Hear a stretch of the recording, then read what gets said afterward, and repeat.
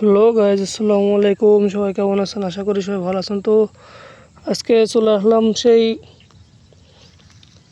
সিম চাষ সম্পর্কে কিছু বলার জন্য। তো আজকে কথা বলবো যে কিভাবে কীটনাশক ছাড়া আপনারা সিমে পোকা দমন করবেন। কীটনাশক দিতে হবে, তারপরেও কীটনাশক বাদেও পোকা আর কি দমন করা সম্ভব। এটা কিভাবে সেটা আমি আপনাকে আজকে নিজে আর কি দেখাবো। তো সাথে থাকুন।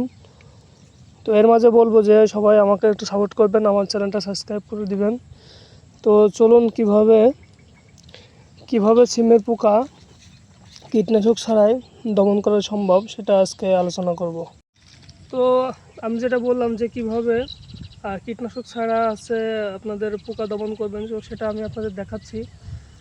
তো এই যে লতাটা দেখেন সিমের কড়ির সাথে এভাবে পেঁচিয়ে আছে, তো এটা আমি এখন এভাবে ছাড়াই দিয়ে এটা বানিয়ে দিয়ে দেবো। এভাবে ছাড়াই দিব।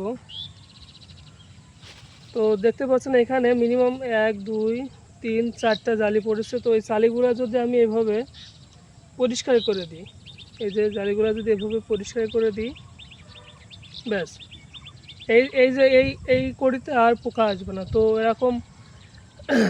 এরকম প্রত্যেকটা কড়ি যদি এরকম গাছের সাথে যদি লেগে থাকে, এরকম পাতা যদি এরকম ফুলে যদি ঢেকে থাকে, তাহলে যদি আমরা পরিষ্কার পরিচ্ছন্ন করে দিই, তাহলে আশা করা যায় যে কীটনাশক বাদে আমাদের পোকাটা অনেক দমন করা সম্ভব। তো কীটনাশক দিতে হবে, কীটনাশক দেওয়া যাবে না এ কথাটা আসলে বলা ভুল।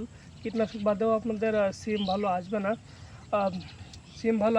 তো কীটনাশক দিতে হবে। কীটনাশক বাদেও এভাবে কড়িগুলা বা সিমের জালিগুলা এভাবে যদি পরিষ্কার করে দিই হয় প্রত্যেক দিন, তাহলে সিমে পোকা আসতে গেলেও একটু লেট হবে, যখন তখন পোকা আসতে পারবে না।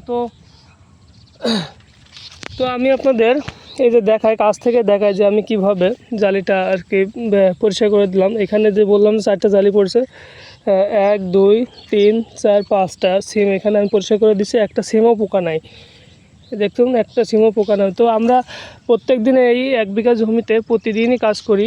তো এখনও পর্যন্ত কীটনাশক ব্যবহার করা হয়নি এখানে। এভাবেই আর কি সিমের জালি অলরেডি গাছে চলে এসেছে। আমরা এভাবেই ট্রিটমেন্ট নিচ্ছি আর কি প্রাথমিকভাবে, যে কীটনাশক বাদেই বেছে গাছগুলো পরিষ্কার করে দিচ্ছি, যাতে আমাদের তেল খরচ কম হয় বা কীটনাশক খরচ কম হয়। তো সবাই ভালো থাকবেন, সাথে থাকবেন, চ্যানেলটা সাবস্ক্রাইব করে দিবেন। ধন্যবাদ। আসসালামু আলাইকুম।